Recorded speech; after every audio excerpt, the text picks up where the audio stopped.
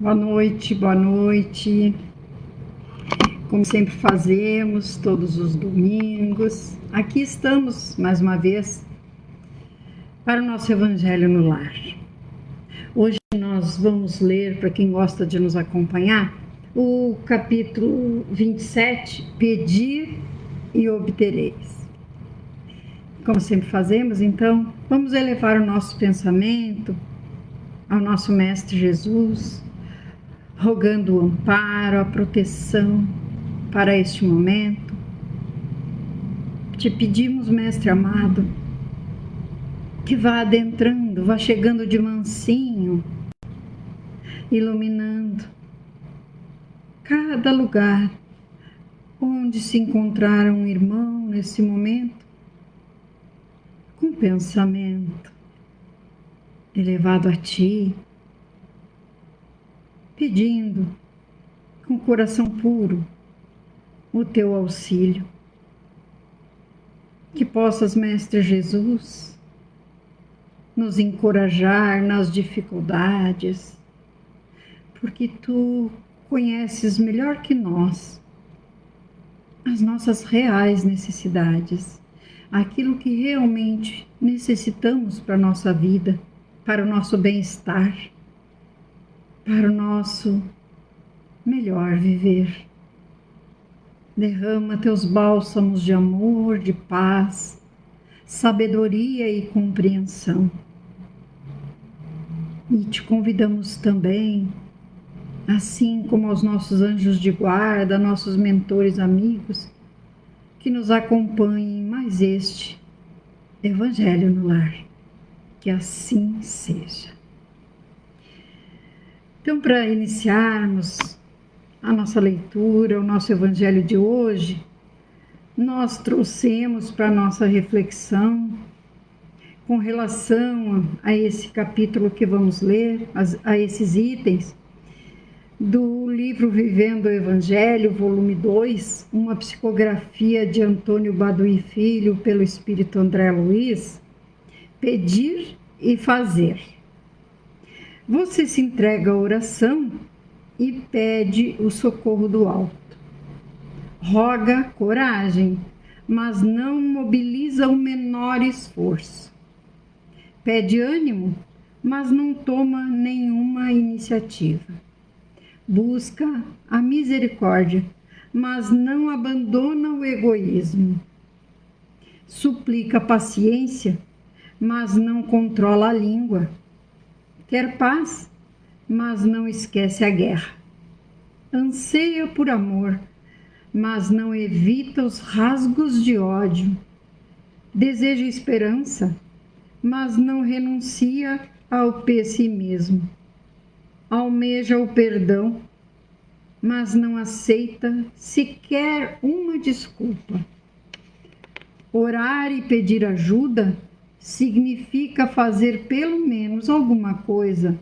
Deus socorre com a água, mas cabe a você beber. Então, aquilo que sabemos, né? Vamos pedir, mas não podemos ficar de braços cruzados. Assim, pedirmos cura para alguma enfermidade que estamos passando no momento, mas não vamos em busca do socorro médico, que está aí a medicina para nos ajudar. E Deus está junto, auxiliando.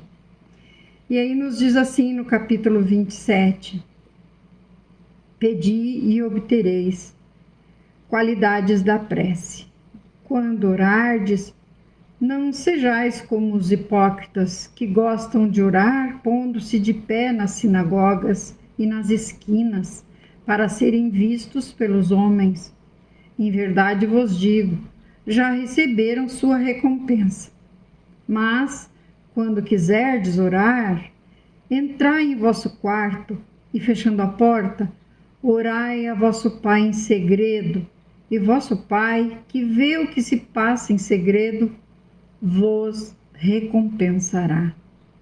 Em vossas orações, não façais longas repetições como os gentios, porque imaginam que é pelo palavreado excessivo que serão ouvidos. Não vos torneis, pois, semelhantes a eles, porque o vosso Pai sabe do que necessitais antes que peçais. Isso também está em Mateus, capítulo 6, versículos de 5 a 8. E diz no item 2: quando estiverdes orando, se tiverdes alguma coisa contra alguém, perdoai-lhe, para que vosso Pai também perdoe vossos pecados. Se não perdoardes, vosso Pai que está nos céus também não vos perdoará. Também isso está em Marcos, capítulo 11, versículos 25 e 26. E no roteiro sistematizado, que sempre vem em nosso auxílio, diz assim: por que devemos orar em secreto? Porque a oração, sendo uma ligação da criatura com o Criador, é a este que deve se reportar, sendo desnecessário ser feita à vista dos homens. Quando orardes, não vos assemelheis aos hipócritas que, afetadamente, oram de pé nas sinagogas e nos cantos das ruas para serem vistos pelos homens. E por que foi dito que eles já receberam sua recompensa? Porque aqueles que assim oram objetivam colocar-se em evidência perante os homens e não a Deus. Desse modo, uma vez já observados por aqueles, devem considerar-se recompensados. Tudo o que fazemos com ostentação visa a satisfazer o nosso orgulho e por isso não merece recompensa alguma do alto.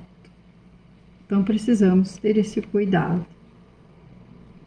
Quer dizer então que não tem valor as preces que se fazem nas sinagogas, templos e igrejas? Não é isto que se quer dizer. A proposta de Jesus deve ser entendida no sentido de que a oração feita reservadamente em nosso quarto, a sós, nos propicia um melhor recolhimento, dando maior eficácia à prece proferida. Toda oração chega a Deus, desde que feita com sinceridade e humildade, e desde que parta de um coração predisposto ao perdão, não importando o local em que seja feita. E por que não devemos pedir muito em nossas preces? Primeiro, porque não é pelo número de palavras que somos atendidos. Segundo, porque Deus sabe do que necessitamos. Não é pela multiplicidade de nossas palavras que seremos atendidos, mas pela qualidade e sinceridade delas. E por que não devemos orar alimentando mágoa de alguém? Isso é meio óbvio, né, queridos irmãos? Porque orar é um ato de comunhão com Deus, que é Pai amoroso de todos e nos quer ver unidos como verdadeiros irmãos. O Pai só nos perdoa na medida em que também perdoamos nossos irmãos. E agora vamos para o item 3 do Evangelho, esse capítulo que nos diz tanto, que nos esclarece quanto à prece, né? Boa noite para aqueles que entraram, que eu não os vejo hoje, como sempre falo. Tem dias que eu vejo, outros dias eu não vejo vocês, tá bom? Contou também esta parábola para alguns que, convencidos de serem justos, desprezavam os outros.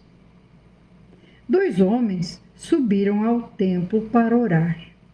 Um era fariseu e o outro publicano. O fariseu, em pé, orava interiormente deste modo: ó Deus, rendo-vos graças por eu não ser como o resto dos homens, que são ladrões, injustos e adúlteros, nem tampouco como este publicano. jejuo 2 vezes por semana, dou o dízimo de tudo o que possuo. Será que está certa essa maneira de orar, queridos irmãos? Será? Olha como ele se referia a Deus. Será que ele estava fazendo um pedido? Como é que é? Olha só. Olha como o fariseu orava. Ó Deus, rendo-vos graças por eu não ser como o resto dos homens que são ladrões, injustos e adúlteros, nem tampouco como este publicano. Jejuo 2 vezes por semana, dou o dízimo de tudo que possuo. Vamos ver agora o que o publicano dizia. Aí nós vamos ter uma base. O publicano, ao contrário, mantendo-se afastado, sequer ousava levantar os olhos ao céu, mas batia no próprio peito e dizia: ó Deus, tende piedade de mim, que sou um pecador. E aí nos diz o Evangelho: declaro-vos que este voltará à sua casa justificado, o publicano, né? E o outro não, pois todo aquele que se exalta será humilhado, e todo aquele que se humilha será exaltado. Isso também está em Lucas, capítulo 18, versículos de 9 a 14. Então, como eu vou fazer uma oração para o nosso Pai, me colocando, dizendo que eu sou melhor que o meu irmão? Como assim? Né? Não podemos, isso é o nosso orgulho colocado, né? As qualidades da prece são claramente definidas por Jesus. Quando orardes, diz ele, não vos coloqueis em evidência, mas orai em segredo. Não façais longas orações, pois não é pelo palavreado excessivo que sereis ouvidos, mas pela sinceridade. Antes de orar, se tendes algo contra alguém, perdoai-lhe, pois a prece não poderia ser agradável a Deus se não partisse de um coração purificado de qualquer sentimento contrário à caridade. Orai, enfim, com humildade, como publicano, e não com orgulho, como fariseu. Examinai vossos defeitos e não vossas qualidades, e se vos comparardes aos outros, procurai o que há de mal em vós. Então, nós não podemos nos comparar, todos nós ainda estamos nessa caminhada, erramos, ainda vamos errar, mas que possamos reconhecer o nosso erro, ir tentar nos reconciliar com os nossos irmãos e não fazer de conta que não erramos. Então, é importante. Outro dia líamos uma frase que bem interessante, não lembro a autoria, mas dizia mais ou menos assim: que maturidade é quando contamos uma história sem pular a parte onde nós também erramos. Porque normalmente quando contamos, nós vamos passando batido pelas nossas faltas. E nós somos ainda pequenos e falhos. Mas estamos no caminho, tentando nos melhorar. E é isso que importa para Deus, para Jesus, porque estão sempre nos acompanhando através dos nossos anjos de guarda, que estão aí nos intuindo, os nossos mentores amigos. Isso é muito importante. Temos a assistência sempre, mas temos que reconhecer que somos pequenos e que erramos também. Isso é normal na nossa caminhada. Está na lei do progresso. O importante é não repetirmos o erro. Diz assim: o que evidenciou o comportamento do fariseu? Evidenciou o orgulho que lhe era característico. Sentimento esse que se contrapõe a tudo que Deus espera do cristão: humildade, pureza de coração, prática da caridade e predisposição ao perdão. Examinai os vossos defeitos, não as vossas qualidades, e se vos comparardes aos outros, procurai o que há em vós de mal. As nossas qualidades, os nossos defeitos também, o Pai sabe de cor. Ele nos conhece melhor do que nós mesmos nos conhecemos. Porque o publicano teve mais mérito em sua oração? Ficou bem claro essa parte, né? Porque este, ao contrário do fariseu, reconheceu-se pecador e demonstrou humildade perante Deus. Aquele que se eleva será rebaixado, e aquele que se humilha será elevado. Então, é importante lembrarmos disso. E aí, no item 5 diz assim, no item 4 diz assim,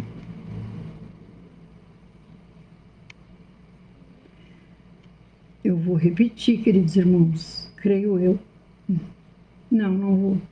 As qualidades da prece são claramente definidas por Jesus, quando orardes, diz ele, não vos coloqueis em evidência, mas orai em segredo, não façais longas orações. Estou repetindo sim, mas é válido. Pois não é pelo palavreado excessivo que sereis ouvidos, mas pela sinceridade.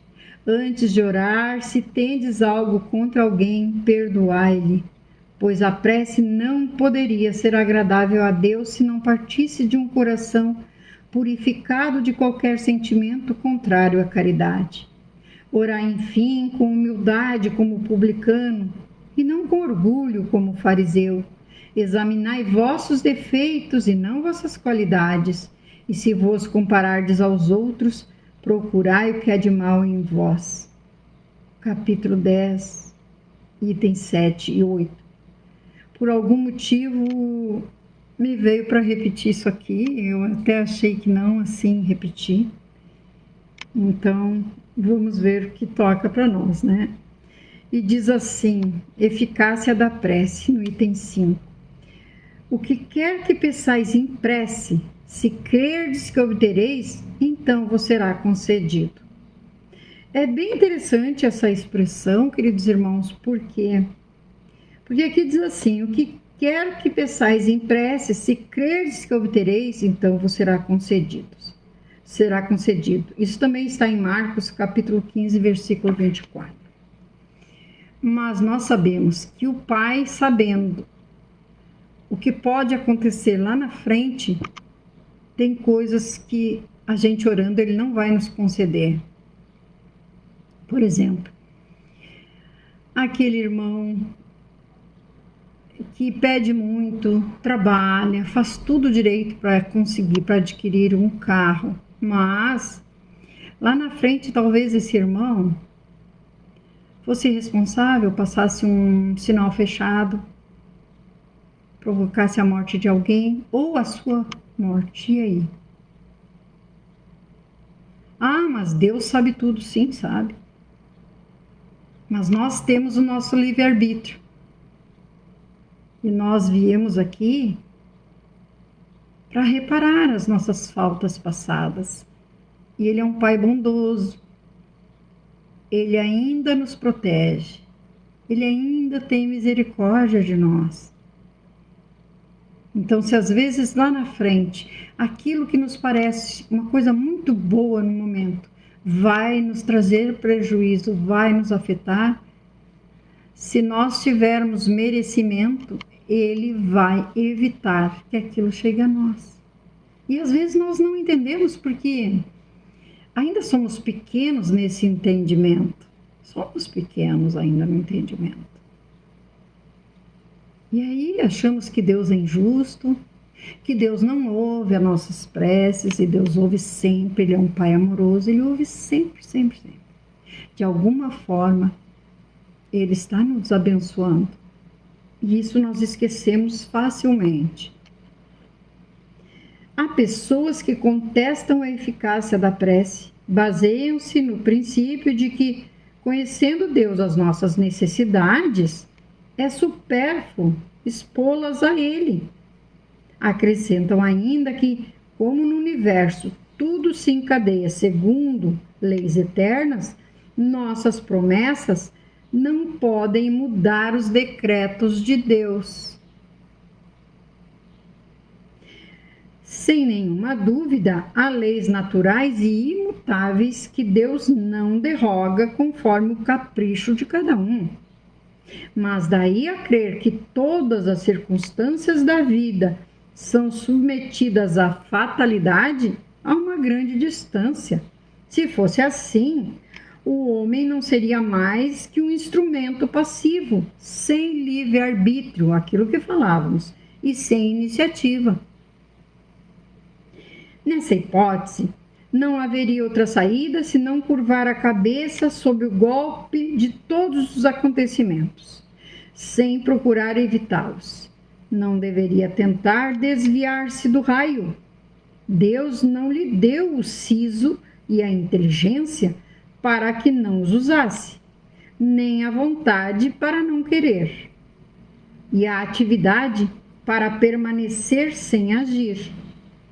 Como o homem é livre para agir, tanto num sentido quanto no oposto, seus atos têm para ele mesmo e para o outro consequências que se subordinam ao que fez ou aquilo que se deixa de fazer. Há, portanto, por iniciativa dele, acontecimentos que forçosamente escapam à fatalidade e que não destroem a harmonia das leis universais, na mesma medida que o avanço ou atraso da agulha de um pêndulo não destrói a lei do movimento, sobre a qual se estabelece o mecanismo. Portanto, Deus pode aceder a certos pedidos sem derrogar a imutabilidade das leis que regem o conjunto. Então, por isso que falávamos, demos aquele exemplo bem grosseiro do carro, mas olha, Deus pode, né, fazer os nossos pedidos, aceitar, né, sem derrogar a imutabilidade das leis que regem o conjunto. Então, quer dizer, aí a gente trabalha, faz tudo direitinho, a gente deseja muito e a gente consegue. A gente consegue, porque nós não vamos prejudicar nada, a gente não vai, vamos lá, vamos em frente. Mais ou menos assim, bem grosseiramente, para que fique claro. Sendo seu consentimento sempre subordinado à sua vontade. É essa partezinha que muitas vezes nós temos dificuldade de entender. Estamos subordinados à sua vontade. Mas quando nós pedirmos, precisamos compreender que o que vem, se nós pedimos com coração puro, com sinceridade, sem querer prejudicar ninguém, jamais querendo puxar o tapete de alguém, é aquela história, eu perdoei, mas eu não quero nunca mais ver. Não. Como é que eu vou falar com Deus assim? Afasta fulano do meu caminho. Não, mas vamos supor que esse irmão justamente veio para complicar a minha vida, para que eu cresça espiritualmente, para que eu aprenda a perdoar. Porque numa encarnação passada, se não foi nessa já, eu ofendi muito. Eu pisei nos meus irmãos, eu magoei, eu feri, eu traí. Agora eu passo por isso para que eu aprenda. E a gente sabe que muitas vezes nós pedimos. Se nós estivermos lá equilibrados, nós temos a oportunidade de planejar a nossa reencarnação aqui. Então não precisamos ficar nos vitimizando. Eu passei isso, passei aquilo. Não foi errado o endereço, mas nós precisamos aprender com as situações. Quando Jesus respondeu para o Pedro, que não é 7 vezes 7 que é para perdoar, mas 70 vezes 7, o mesmo erro. Será que nós fazemos isso?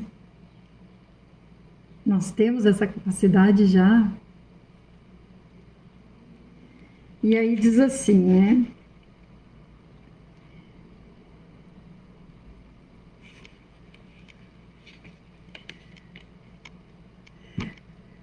podemos enumerar as qualidades da prece. A prece deve ser feita em secreto, isto é, não devemos nos colocar em evidência quando oramos. Não devemos fazer preces longas, porque não é pela multiplicidade de palavras que seremos atendidos, mas sim pela sinceridade delas. A prece deve partir de um coração puro, ou seja, antes de orar devemos perdoar se tivermos qualquer coisa contra alguém. Devemos orar com humildade e não com orgulho. A prece não pode ser agradável a Deus se não parte de um coração purificado de todo sentimento contrário à caridade. E como podemos interpretar esse ensinamento de Jesus? Deus sempre nos atende os pedidos, olha aí. Mas é claro que esse atendimento só ocorre conforme a nossa real necessidade e merecimento, e na medida em que nossos pedidos não visem a satisfação de meros caprichos ou futilidades. Lembram do que falamos lá do exemplo lá do carro? Desta máxima, fora ilógico deduzir que basta pedir para obter, e fora injusto acusar a providência, se não acede a toda súplica que se lhe faça, uma vez que ela sabe, a providência divina, né, melhor do que nós, o que é para o nosso bem. Lembram que falamos antes? O Pai sabe aquilo que vai nos fazer bem e o que não vai nos fazer bem. Ele sabe antes de nós, sabe as nossas necessidades. Será necessário realmente pedir a Deus, uma vez que Ele conhece todas as nossas necessidades? De fato, as nossas necessidades reais. Deus as sabe, porém, quando fazemos uma prece sincera, nos aproximamos mais de Deus, demonstramos humildade perante Ele e nos curvamos diante de sua providência. Isso nos propicia uma melhor ajuda. No silêncio de tua prece mental, podes expressar até mesmo com mais veemência do que num discurso de 1000 palavras, assimilando no âmago do ser a divina luz. Isso nos disse Emmanuel e André Luiz no livro Opinião Espírita, na mensagem 59. E quando uma prece é eficaz? Uma prece é eficaz na medida em que produz o efeito que se deseja obter ao formulá-la.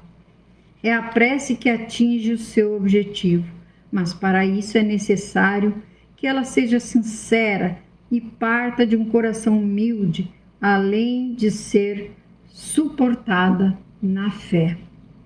Muitas vezes o efeito da prece não é perceptível nem imediato, nem por isso deixa esta de ter eficácia. Não descreais da oração por não lhe marcares fisicamente os resultados imediatos. O firmamento é impassível porque te pareça mudo. Também Emmanuel e André Luiz nos dizendo, na opinião espírita, muito importante. Então, que possamos refletir sobre como estamos fazendo as nossas preces. Encerrando mais um Evangelho no Lar, agradecendo a cada irmão que nos assiste agora, aqueles que nos assistirão ou ouvirão posteriormente. Lembrando que temos as irradiações diárias, são orações para todos nós, ainda enfermos da alma, e também para todos os enfermos do corpo de matéria. São orações diárias que temos no canal e também passamos elas por WhatsApp para quem assim o desejar. Também aceitamos que sejam colocados os nomes dos enfermos no Messenger para que façamos oração por eles, tá bom? Então vamos uma vez mais elevando nosso pensamento, nosso coração ao alto, agradecendo por mais esta oportunidade de estarmos juntos, unidos, te pedindo, Mestre amado, por essa semana que inicia, pela noite de hoje, que possamos ter um bom repouso, com calma, com paz, com união nos lares, nos ambientes onde nos encontrarmos, que possamos, Mestre Jesus, ser uma fagulha da Tua luz, iluminando cada canto, iluminando os grupos, as equipes. Mestre amado, derrama nas nossas águas um medicamento invisível, para que quando dessa água bebemos com fé, possamos estar receptivos a esses fluidos salutares, curadores, que venham nos aliviar as dores da alma, as dores do corpo. Abençoa-nos, ilumina a mente e o coração, o caminho de cada irmão na próxima semana que inicia. Guia-nos hoje e sempre, Mestre amado. Em Tuas mãos colocamos as nossas dores, sofrimentos, aflições e alegrias. Que assim seja.